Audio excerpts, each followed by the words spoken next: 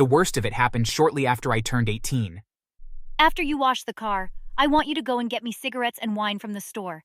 And hurry back because I need you to paint the fence later as well. But I need to study for my exams, Angela. I don't have time for all of that. You will do what you are told, Mac. I'm your mother. You will listen to me and do exactly what I tell you to do. No, you're not. You and my father aren't even married. She didn't even hesitate to reach back and slap me. It hurt so much and made me see stars. And although I wanted nothing more than to slap her back,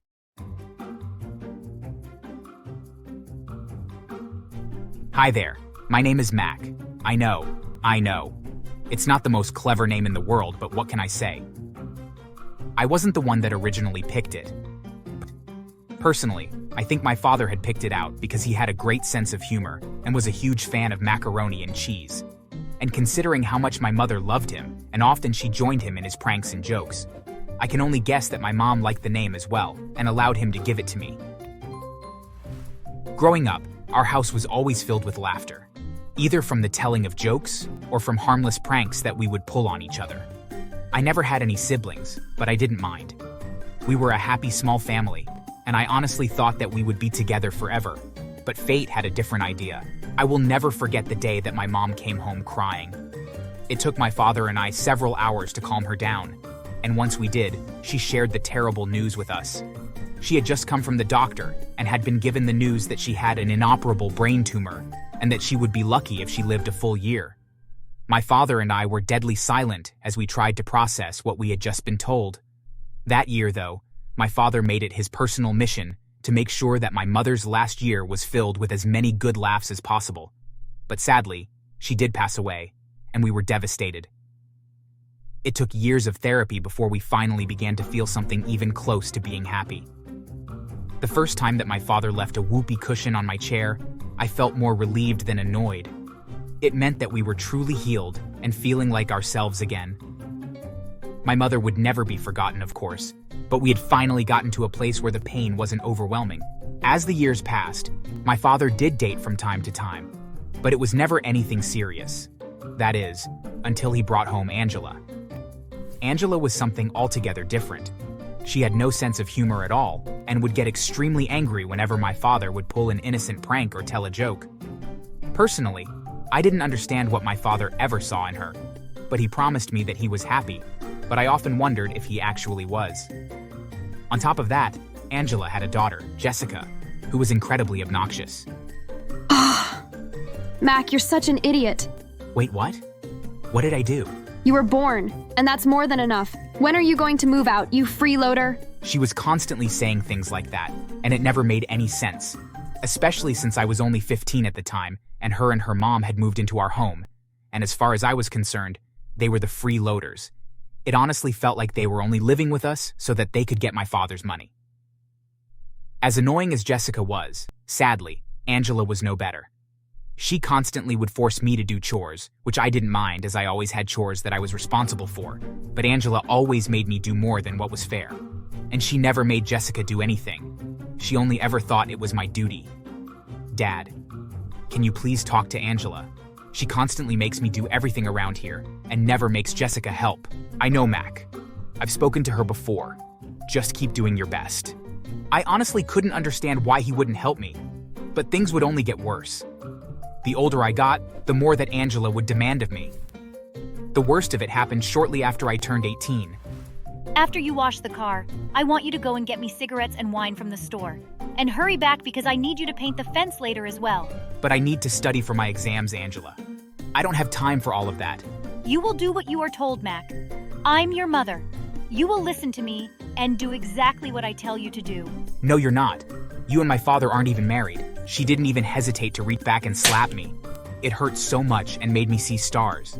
And although I wanted nothing more than to slap her back, I held myself in check and forced my anger away. I knew that giving in to the rage that I was feeling would do me no good. Instead, I just stared daggers at her and walked away. The first chance I got, I went and talked to my father, but I hadn't been quick enough. Hey, Dad, listen, we need to talk about Angela. She told me about what happened. Dad, please, you need to listen to me. No, Mac. Please, this isn't working out. You're 18 now, and you are more than able to live on your own. I know it's going to be hard, but I need you to move out. I'll help you out with bills, but I need to focus on Angela and Jessica. And unfortunately, with you here, I can't. I couldn't believe what I was hearing. My father was kicking me out. Sure, he promised me that he would still help me out. But to be forced out of my own home just to make some freeloaders feel welcome was so incredibly annoying. True to his word, though, my father did help me find a place to live and helped me with my bills until I was able to get myself a part-time job that allowed me to go to school at the same time. Even with my part-time job, my father still insisted on giving me money to help me out. It didn't hurt that my mother had left my father and I a very large life insurance policy that helped us live very comfortably. It still stung knowing that I couldn't go home, but my father still visited me and cared for me, but it always felt like it was from a distance. After a few years, I graduated from school and started working for a tech firm as a programming engineer. The pay was wonderful, and the work felt so rewarding. I was able to upgrade my small one-bedroom apartment to a 3-bedroom house. It wasn't anything special, but it felt like a palace to me. My father even came over to help me celebrate the buying of my first house. I had lived there for many years when my father came over one night. His eyes were incredibly bloodshot, and it was obvious that he had been crying. After a few tense minutes, he finally began to speak, and he told me that much like my mother, that he had a brain tumor and that he didn't have that much time left to live. Once again, I was devastated, and I wanted nothing more than to make sure that his last months were filled with laughter and love. Even though it was uncomfortable, I asked him if I could move back home with him temporarily to help him, and so that I could spend as much time with him as possible. After a few minutes, he agreed, and soon afterwards, I moved into my old bedroom. As it turned out, Jessica still lived at home, and not only did she not work, but she spent all day on the couch watching television and doing nothing else.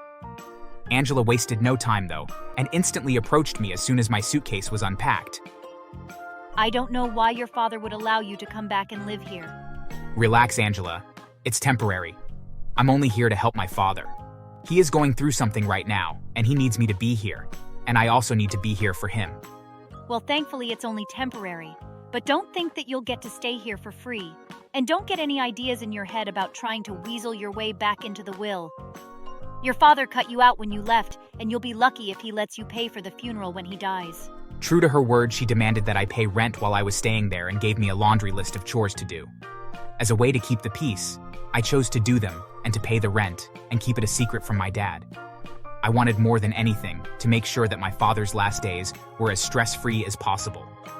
Even though it made all the rage that I used to feel about her come boiling back up to the surface when she mentioned my father's will, I chose to ignore it and just try to be a good son. After all, I really didn't care about inheriting anything. I just wanted to spend time with my father, especially since his days were numbered. As my father began to get sicker, and it was obvious that he wasn't long for this world, he gave me a sealed envelope and told me that I needed to read it in private. He told me that it would be his last prank and that it would be a killer one. After he gave it to me, he began to laugh, and after a few moments he smiled, and then he passed away. After reading the letter, I knew that my father would indeed get the last laugh. A few days later, we held a funeral for him, and it went fairly smoothly. Both Angela and Jessica were almost celebrating as I knew that they assumed that they had just inherited a large fortune, but they hadn't read the letter that my father had given me, and they didn't know the truth. But I kept what I had learned to myself, and just waited. And sure enough, a few days after the funeral, we met with my father's lawyer so that he could read the will. Angela and Jessica were smiling and excited to learn how much they were going to get. Meanwhile, I was debating whether or not to record the reading of the will so that I could enjoy their expressions later, and decided against it. You see, the letter detailed how my father had found out that Angela had cheated on him more than once during the time that they were together. It was true that they never actually got married, but he had always assumed that they were a monogamous couple and was horrified to find out how many times she had betrayed his trust. As for Jessica, she was cut from the same cloth as her mother and had always treated my father poorly and had never made an attempt to bond with him. It was rather sad as they were the ones that he spent most of his time with.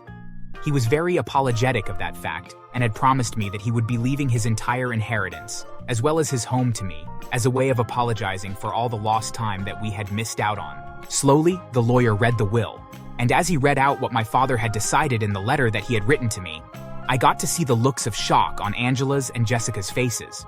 They were left nothing but the bill for my father's funeral, while he left me everything of value. It felt so cathartic to hear that my father had finally stood up for me against them. In the weeks that passed afterwards, I was forced to get the police to help me kick both of them out of my new home, as they refused to leave. Jessica even tried to seduce me and make me think that she was the perfect wife for me, which was beyond disgusting. How she thought that I would be attracted to her was beyond me. But eventually, they were forced out, and the last that I heard of them, they moved in with Angela's father in a small apartment in a very terrible neighborhood. The three of them are miserable and live off of Angela's father's pension, which barely covers their bills. As for me, I did end up selling my smaller home. It had been wonderful living there, but I fell in love with the idea of living in the home where I had so many memories of both my mother and father, and it felt like true justice to finally be able to call it home again. Maybe I'll be lucky and find someone to share it with and make some more happy memories here.